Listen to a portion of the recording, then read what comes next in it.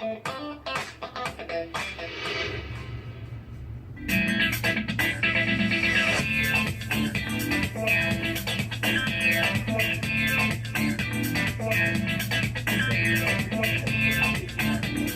I'm YenniKcM. Welcome to the YenniKcM Show. Tonight, the master of mimicry. Yes, we have a very funny man, Simon McKinney, and he'll be with me for the entire show. Simon McKinney, YenniKcM. It's so good to have you here. Now listen, let's go right back to the beginning. You're from the deep south? Yes, Dunedin. Dunedin, where you roll your R's. That's right. We're almost at the far south. Yes, I had a group of people in a crowd recently when I was doing different accents from different nations. They yelled out, Invercargill. So I was obliged to go further south than I normally do, but no, it rang bells. To me, you're the master of mimicry. When did you first discover this amazing ability to use your voice? In class. Our family had always spoken at home in private, using different mannerisms and different ways of talking. If my father had been talking to somebody who was of a German nature that day, it would help if he just threw that in. And he wasn't even trying to be funny. There was no sort of, hey, Dad's doing it again. And so when I began to do it, it was normal. And then people wouldn't even make the end of the sentence, and they'd laugh, and I'd think, you missed the point. So yes. Making fun of teachers became a thing if the teachers were cruel or unusual. No, they could be unusual, just a bit cruel. And then beyond that, it became, I used to ring up the radio station in Dunedin, the student radio, and be different personalities. I would be, at the time, this was 95, so Julian Clary was one. I would ring up as Julian, and her chat, and then sometimes I'd be Tim Wera Morrison, ringing up to talk to them about whatever. And it just used to liven things up. Also free exposure. Of course. I was meant to be doing late night, Sunday night homework, but I'd be listening to the people going, yeah. Anyway. Yeah. So how did it develop? I mean, you were at school. Yep. I left school, I went to be a TV cameraman. While I was doing that, comedy was never an option for a career. So you just do it. Had you thought of it? Well, yeah, but no. Nobody makes any money off comedy, of course. So I thought. Yes. And so I did it between times, and you do stand-up sets. I've actually got Dunedin's Funniest Person, which was a great title, I thought. Yeah. And then it grew from there. Have a proper job, and then had this on the sideline, and then it slowly took over. Most of us go that way. Yeah. So you were a cameraman, TV cameraman. Yeah, I worked for You and Me, Susie Cato, if you guys remember that out there. Oh, lovely lady. Yeah. Very lovely lady. She's really cool. She's mischievous as well too. She's great. So on her pastel set, there would be, when I was new, she had fun with me. I was behind the camera and she would throw jokes my way that perhaps, I don't know. And I'm sure you could respond. Yeah, kind of. Although there was still the sort of, it's Susie Cato, I was only camera too, so when she would say, here's a bear, it was my job to frame up the bear, so the proper cameraman was doing the rest. And that probably stood you in good stead for a comedy career. Yeah, children's television is rife with, can I say this? we like to party, yeah, it's good, and have fun, and there's always lots of laughs. And you can be quite free on the show. That's right, yeah, good. So you went from there and you were developing a comedy, so how did you actually get into it? Pulp comedy was the first thing. When they used to do auditions for pulp comedy around about 98, 99, I did it for 4 years. And Mandy Toogood and Simon Sinclair found that there was a fresh vein of comedians to be found down south. It's quite a big deal because you think that Auckland is the hub of it all. Yes, of course. But there's a mischievous group of interesting, almost dark comics that happen down south, or there were. It's like Finland is very similar to Canada and Dunedin. They have a dark streak. And Mandy and Simon found that it was kind of good. I'm not particularly dark, but it was just weird, Yes. And so, it's one by one these comics from down south started coming up, and it was, once you're on TV, then you're being noticed, and it was great. It just took off from there. But you do a lot behind the scenes, voices on TV. Yes.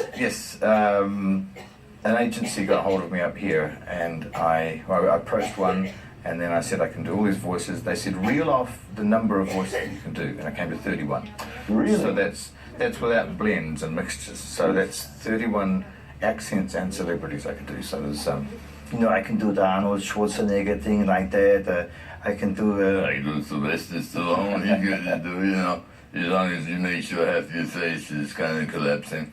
And all the different, you know, all kinds of American stuff I can do there. I can do sort of surfy American thing. I can do, you know, New York kind of taxi drive. Hey, what's with you? The Australian, that kind of thing. I do Scottish, it's fun, that's nice, you know. And Blue Russian, anywhere I was just practicing. And they actually said, I can listen to this all night. yeah, I know. I did a world tour once. I did a whole trip verbally around for some people at a party, and they were just, by the end of it, You've got to be the perfect interview guest. I just let you roll. So yeah, the first thing she said was, just talk, be you, and don't do that silly stuff. She liked it, but she was like, that's for in between. So I had a job as a proper talking person. I was the voice of TV4, the menus that they'd read out Yes. for a few years. I am the voice of Santa Claus every year when the kids ring 0800 222 222. So they hear, hello there, it's Santa here. I can't come to the phone right now because I'm busy getting sewn into my suit. And I got to be Mrs. Claus too, so in the background I backed away and went, Hold still, you're always fidgeting. being told off. Never mind, please leave your message after the sleigh bell. I am going to be phoning Santa Claus just to hear that. Yes, you must. You simply must. It's not live, it's a recording. I didn't have to take 700,000 No, calls. I realise that.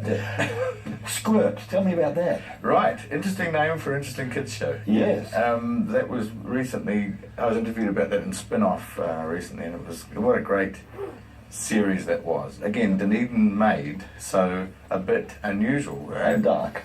Yeah, at times we were allowed to be. It was, we had, the hosts were Tom Robbins at first. Tim Robbins would have been a bit expensive. Tom Robbins he's a great actor, great Kiwi bloke. Then we went on to Dominic Bowden, who's now doing amazing things. Yes. He'd just done one ad, I think, with a trumpet for an ice cream thing, and he came in as, you know, the host, and I was Hamish the talking fish. It was my job. So a computer-generated fish. In the days it wasn't real. No. Do you know what they did? They said, come on in. I got asked to join because the producer, Annette McFadgen, who's an amazing person, this is tailor-made. So Ian Taylor, it's like Tony Stark and Pepper Potts.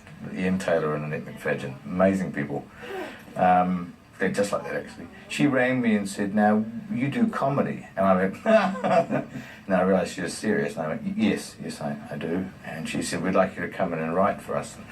Then she said, also, can you do voices? Because our last fish has left for better money at Natural History. So if you can. And I went, yeah. And they went, right, go out and buy yourself 2 bike gloves. And I did. And they said, you're right or left-handed? And I said, right-handed. So I took the left one and threw it away. And they wired up the bike glove with sensors to measure the distance apart. And that went directly to the fish. It was on auto swim. So Hamish was like this. And he would just, and when I did that, he would talk. And it was way before Gollum and stuff, so Yes. it was interesting. And we did it real backyard Kiwi stuff. A proper suit would cost 10 grand. This one cost sort of 400. And I did some full body stuff as well. So Squirt was an amazing show. Spike the Penguin, Hamish the Fish, and the host, who was to be Matt Gibb as well too.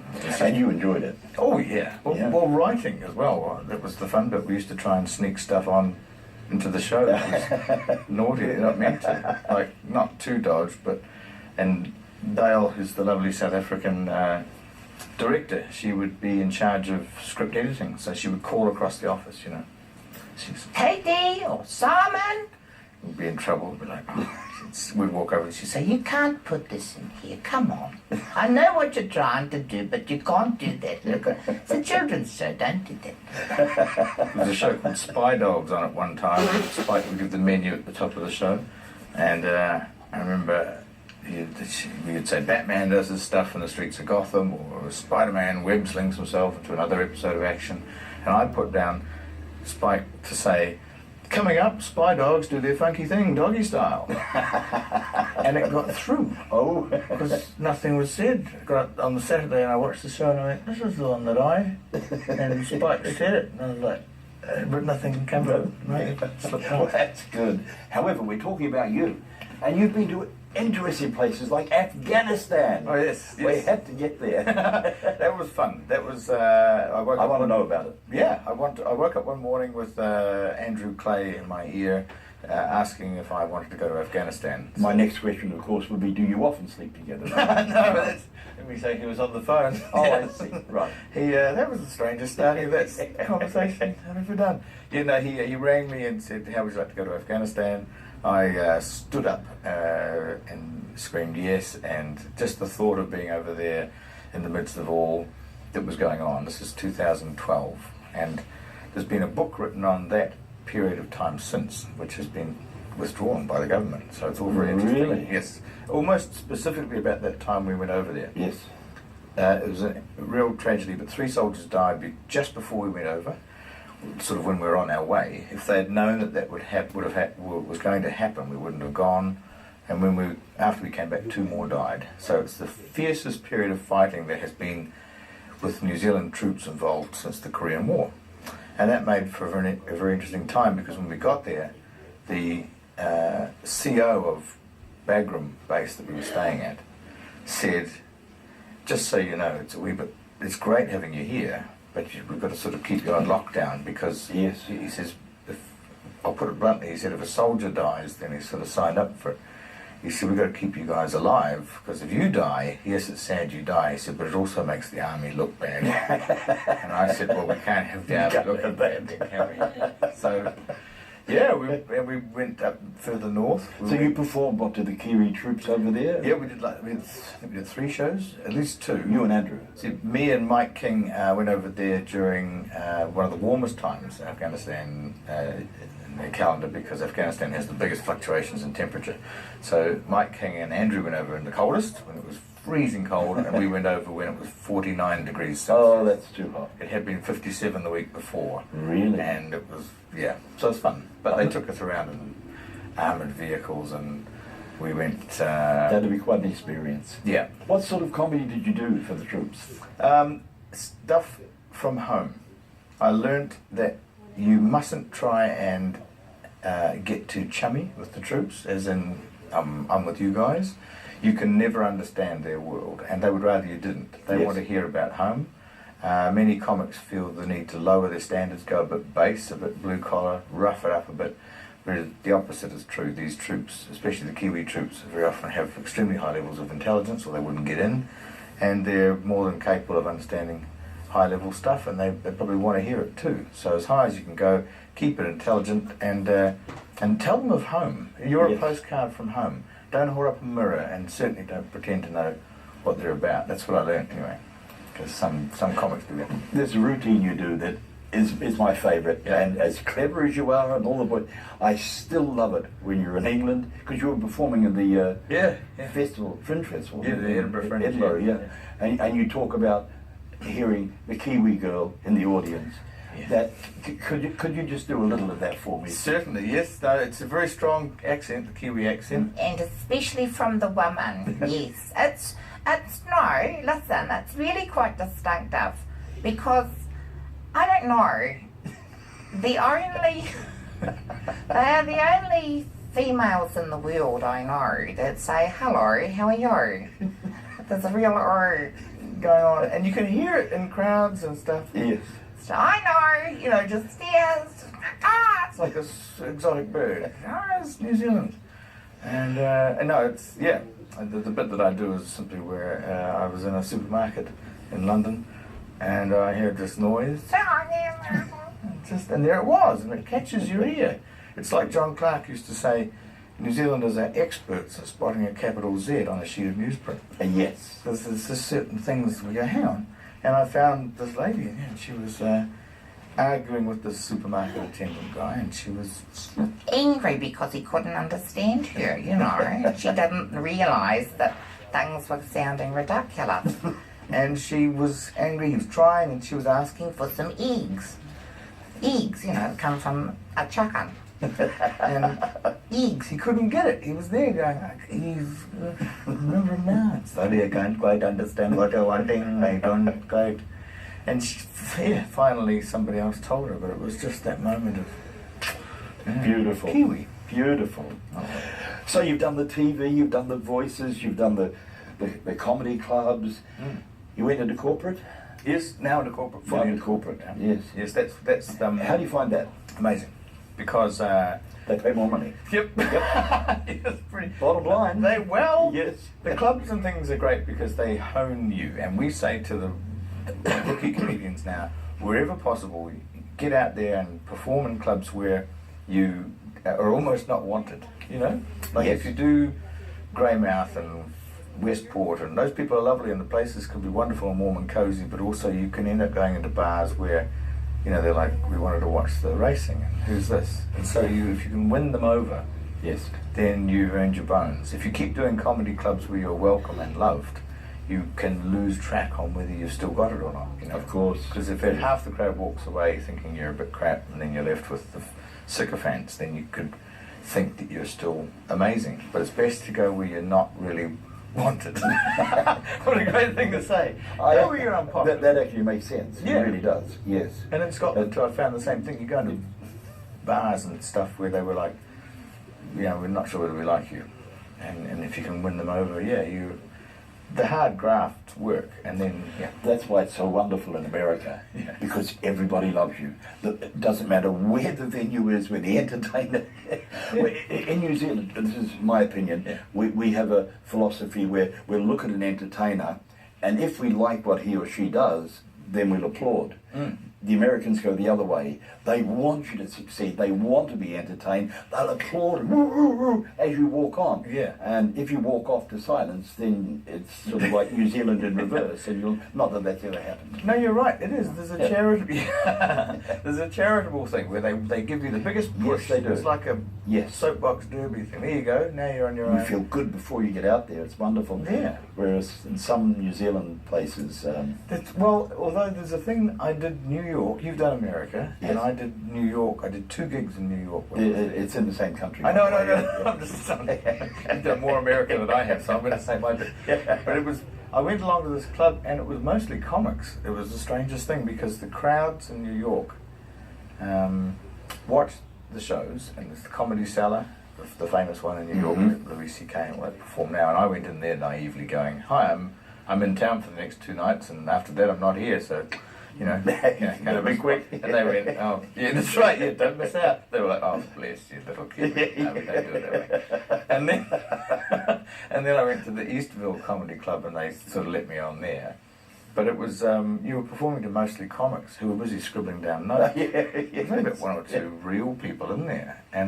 But when you do have rooms full of real people, and other comics have said this previously, the American comics almost talk like they're talking to the potential producer at the back of the room, you know, and there's a kind of a crowd aren't really part of it. They're sort of just a by the way thing. Yes. But if you talk with the crowd in America, they kind of feel flattered and they're not used to it. And as Kiwis, we're good at doing that. Yeah. We're very good at doing that. Rock on, yeah. Yeah, we need it. New Zealanders don't like spotlights in your eye. You want to see the audience. So Yeah. I've noticed. They're leaning out of the light. Yes. But getting back to you, with the current world situation and Donald Trump becoming the president of the United States, yes. will you be working on him as a character? I would love to, because that's the first thing as a mimic you get asked if you Yes. can do.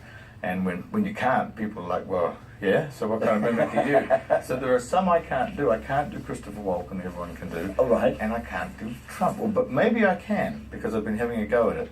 Because he's the hand, no, I see, I need, it's like finding something in the dark. When you do a voice, you find out you can do it. I found out recently I can do Morgan Freeman reasonably well. Oh, right, yes. So, you know, when he's talking like that, I just think of the film and talking about Andy Dufresne. He does that rumble going on there. And I found out I could do it. And you get that moment of, sometimes you find it on the street. I talk to myself and people often cross the road. Bill Clinton was another one that, you know, I am not here. I took my leave from various places. See, he still needs work too. But I will work on Trump, and it's like searching until you find it. That's the way I do it. Yes. Do you watch him Yes. over and over again? Yep. Get his mannerisms? Yep. He's And very. He is. Oh, he's got all of this going on and that, and then and the look and the mouth, and you've got a coffee. But again, the tone of voice, I can't quite lock onto it. So, But you will. hopefully, Yes. I should. He's in now. Oh, he is. For at least 4 years. Yeah. Probably 18. He'll change the rules. This DVD, this is really interesting. It's you're pioneering comedy history in New Zealand. Tell us about that. It is. It's. I should have done one by now, and it's great that it's come out because it's just been. It's the last festival show. So this year, 2016 festival show, we finally thought, let's do it. 5 cameras set up, and the nice thing is it's a sort of a summary of what I've done so far. It's like the best of. I've got other stuff as well too. So the next one I make, I'll probably go back a bit and some other stuff. But that's just the gold splat thrown there.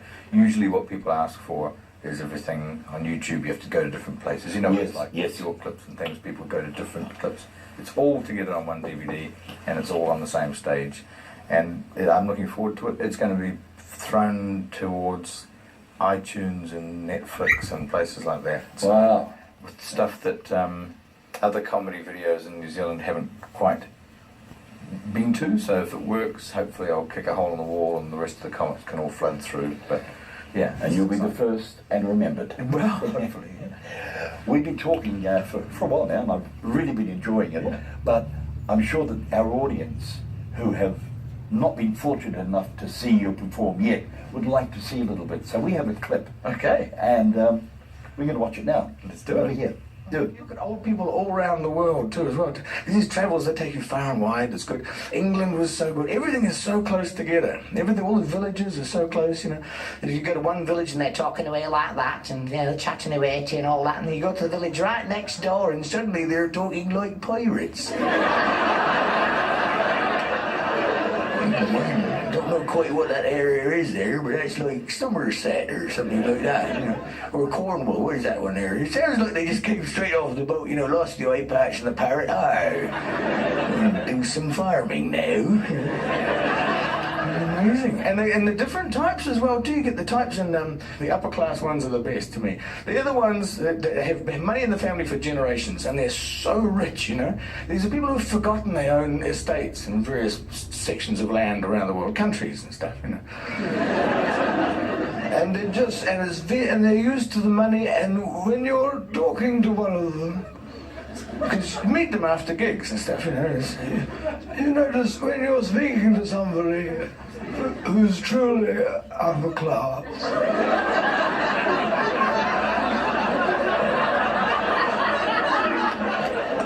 there's always just something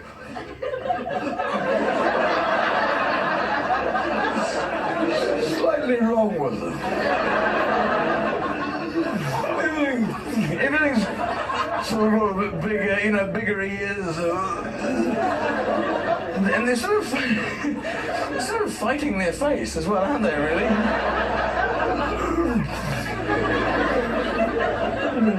The teeth are amazing. Like some of the teeth is like somebody talking to you from behind 2 large white fridges, you know.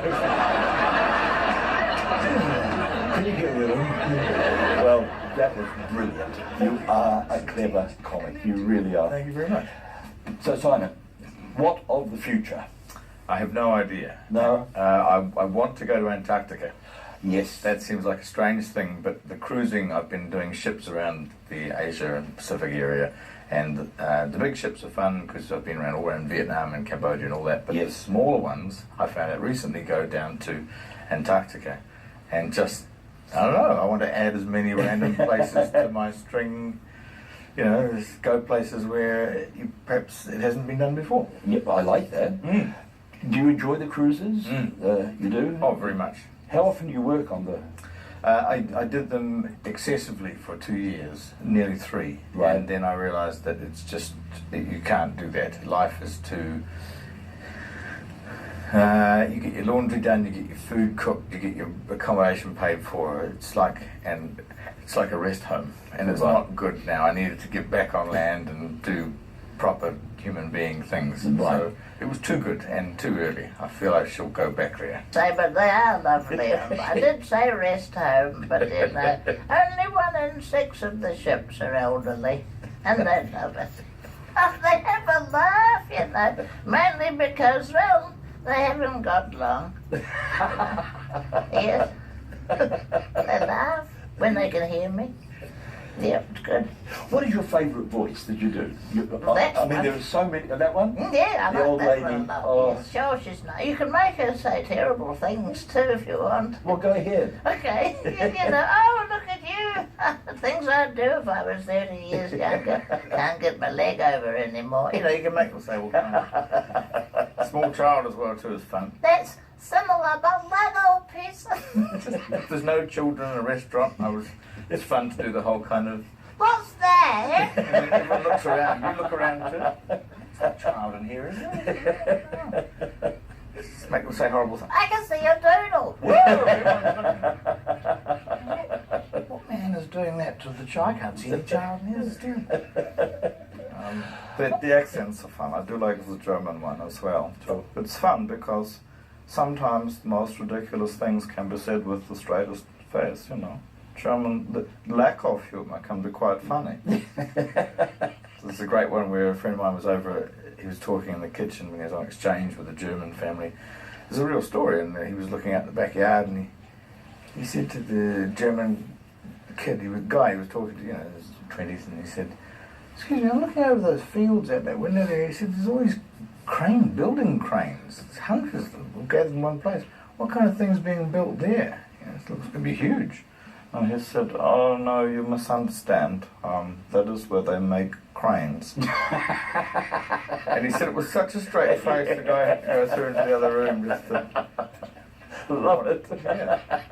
He just got it wrong. There's nothing funny. You were incorrect. Oh dear. Have you been to Germany? Nine. No, That's the whole thing. I haven't even been. When I go there, we saw your DVD. It's not funny. Make fun of us. Get out. Nice segue to the DVD, actually. How can people purchase this? Right, well, I have there's SimonMcKinney.com, and it can be bought off there with a big red button. And that's all I know for now because it's just been Yes. brought out. This is a So then sample. it'll be iTunes and and all so the rest. It should spread, and we're just as with anybody who has a product to push, you just start off and you hope it takes off. But SimonMcKinney.com, if anyone's interested. We'll put that along the screen. Right, yes. There it is. I am so sad that we've run out of time. Well, It's one of the most enjoyable interviews that I really haven't had to do. I've just gambled on. It's been wonderful. Pleasure, guys. Simon, I'm glad I know you. I'm glad we're friends, and I wish you every success in the future. Thank you so much. Thank you. Well, that's our show for tonight. So much fun. I'd like to thank my very special guest, Simon McKinney, and invite you back here, same time, same channel, next week for the Guy Cater Show. And remember, it's nice to be important, but it's much more important to be nice. Good night.